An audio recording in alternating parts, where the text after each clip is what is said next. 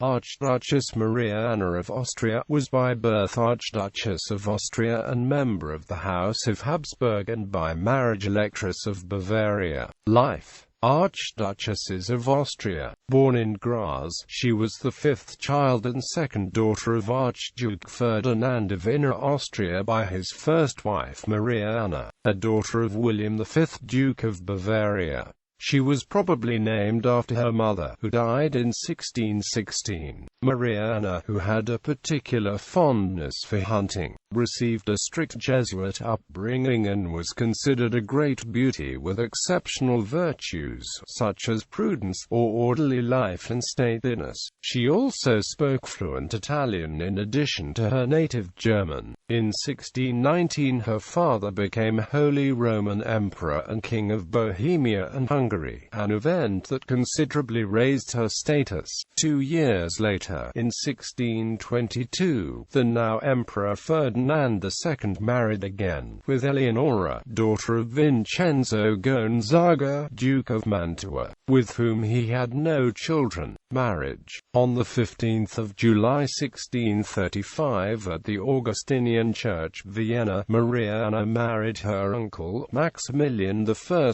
Elector of Bavaria, whose previous wife, Elizabeth of Lorraine, had died a few months earlier.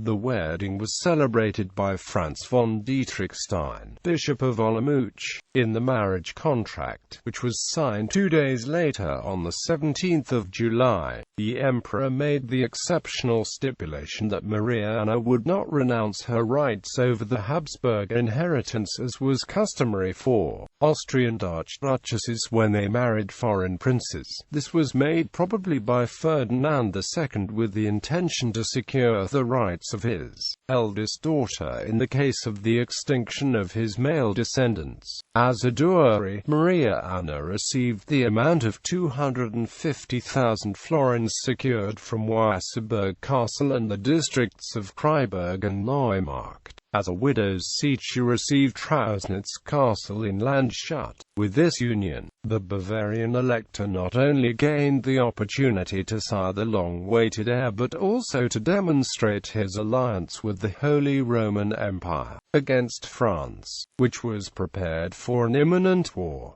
However, this connection only played a minor role in the relations between Austria and Bavaria later. Electress of Bavaria. The marriage was very happy and Maximilian I cared for his wife lovingly. During Maria Anna's first pregnancy, the electoral couple made a pilgrimage to Andechs to pray for a happy birth. On the 31st of October 1636, the Electress gave birth to her first son, who was named Ferdinand Maria after his grandfather Ferdinand II, who also acted as godfather for the child. The childbirth proved to be extremely difficult for Maria Anna. She became so weak that she lost her ability to speak. Her healing was attributed to the help of the relics of St. Francis of Paola. Sir Maximilian I founded in Oynberg-Vormwald a monastery consecrated to him. Almost 2 years later, on the 30th of September 1638, the Electress gave birth of second son, Maximilian Philip Hieronymus. Maria Anna assisted her husband in government affairs and showed interest in the politics of the Bavarian electorate. She even took part in the meetings of the Council of Ministers. Despite her Habsburg origins, she was completely dedicated to the Bavarian viewpoint. In addition, she conducted lively exchanges of opinion with high officials of the Munich. After the conquest of Philipsburg fortress by the French in 1644, Maria Anna urged her brother Leopold Wilhelm, on behalf of her husband, to enter into peace negotiations. Shortly before his death in 1650, Maximilian I had a Triezige information written for his wife to give her guidance for her upcoming regency. regent of the Electorate of Bavaria. When Maximilian I wrote his will in 1641, Maria Anna claimed in this for the eventual reign of her son, a co-signature law in national matters. However, the office of the administrator in Bavaria and Saxony claimed that according to the Golden Bull women were excluded from government. She consulted an expertise commission without her husband's knowledge and secured a favorable ruling concerning her rights added in Maximilian I's